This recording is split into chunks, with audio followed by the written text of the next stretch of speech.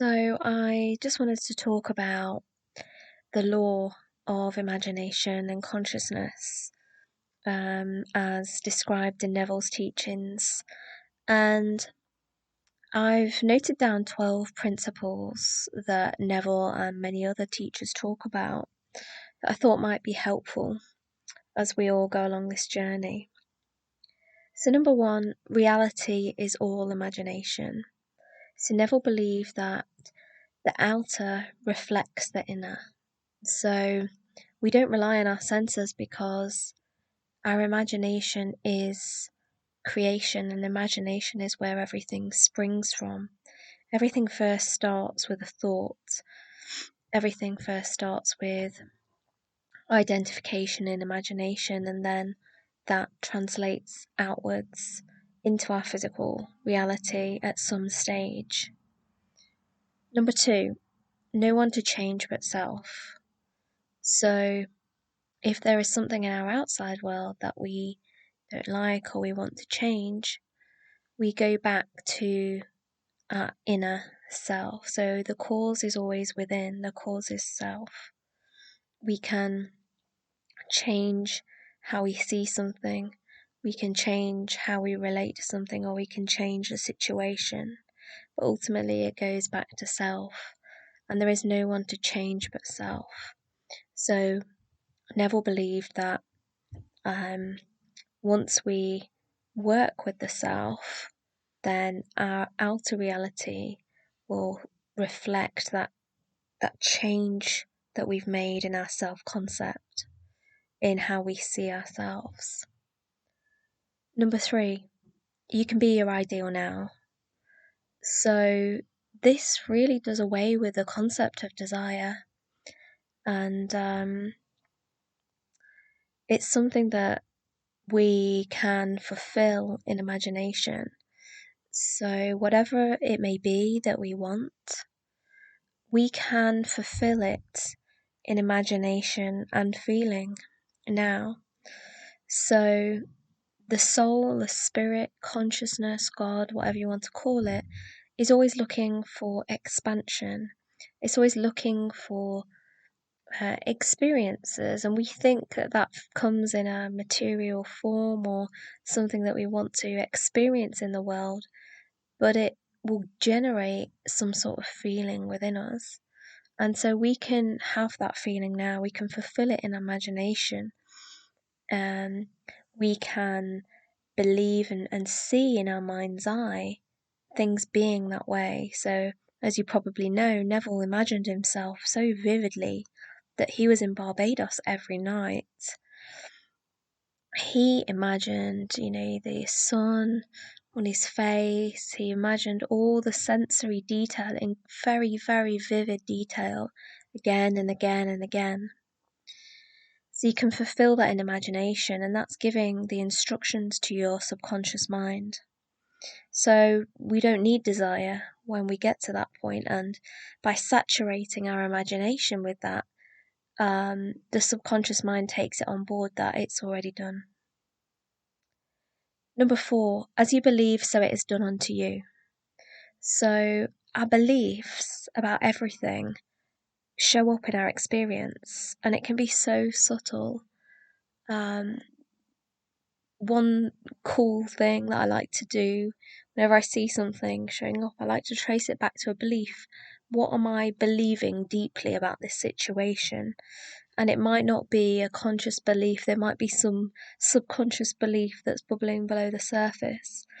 And we can change those beliefs around. We can change them for a variety of ways, through revision that Neville used, through self-talk, which is like affirmations.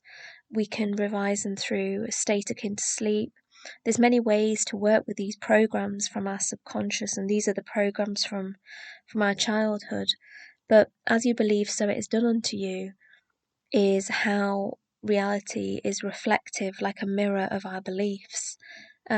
Claude Bristol talks a lot about belief, the magic of believing, in his books. Many other teachers do.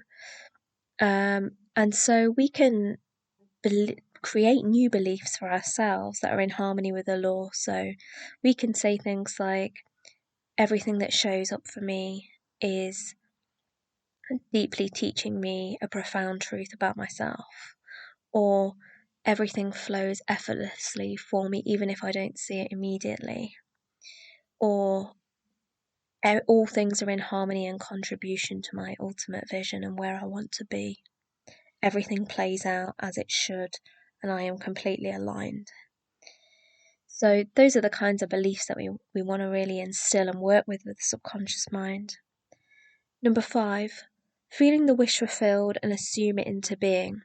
So this is probably like one of the most, I guess, popular teachings of Neville, is that feeling that wish fulfilled and assuming it into being. So again, it's not about desire, it's about self, it's about identity. You are that self now. So you walk into that interview as that manager, before you've even got the job. You're holding energetically the vibration and all the energy, all the feeling, the mood. Neville talked about catch the mood. He talks a lot about catching that mood. What would that mood be like if you were wealthy, if you were married, if you were deeply loved, or if you were healthy, if you felt strong, if you felt abundant, whatever desires accomplished, whatever that mood is. It's about assuming it into being. So we can even say, it's done now, it's done. And you can just walk around in that mood, walk around your house in that mood, walk around the shops in that mood, feel the wish fulfilled and just assume it into being. You can even just say, it's done. Number 6, there is nothing you need to make happen. This is more of a general principle of the law of consciousness, which many teachers talk about, including Neville. It's not a force-based reality. In years gone by, many people felt like it had to be force-based instead of flow-based. But when we align and we trust that all is one, there's no separation. Therefore, when we're forcing anything, we're almost like resisting or pushing against ourselves. So we can just flow with what shows up. We're not reacting or resisting too harshly to things that show up. We can almost be like water and flow around obstacles rather than being so resistant to them and suffering in the process. Number 7, again, we are all one consciousness. I've already spoken about that, but this is one of the ultimate foundations for the law, is that there is no separation. Even though it looks like we're separate beings in time and space, in the true reality, the reality of imagination, time and space don't exist. Therefore, everything is now, and we are all one consciousness. So even though we've got our individual choices, beliefs and things like that, at the deepest level of mind, at the deepest level of our being, we are all connected. So in other words, we can say at the deepest level of our subconscious mind, we are all connected, we are all one. Neville talks about changing a perception and belief of somebody, and they change, they can show up as a new man. He talks a lot about the renewal of the mind, renewing the mind, changing your perception and beliefs, and that includes yourself as well. Number 8, the feeling is the secret. We've talked a little bit about the feeling, the wish fulfilled, but the feeling really is the secret. So we can imagine and we can go into our mind's eye and imagine, but if we don't connect that to the feeling, our consciousness isn't really there. So say, for example, there's something that you really want to experience, like winning something, for example, or achieving a goal that you set for yourself. And if you saw it in your mind's eye, You could imagine crossing a finish line or something like that. By using the feeling as the secret, you will be deeply feeling in the moment exactly all of those feelings that you will feel once achieved your goal. And a lot of sports people use this feeling as the secret, probably without knowing Neville's teachings, but it's very powerful, again, instruction to our subconscious. Number 9, you are complete inside. We are complete inside because if everything is all unconsciousness and imagination is all reality, then we have everything we need inside of us. And essentially, it's a case of resonating with it and allowing ourselves our heart's desires, allowing ourselves things. If we're feeling like we're really wanting something, that's it's a belief in separation, I guess, because our desire comes from the feeling we haven't got it, but if we have, we can fulfill it in imagination.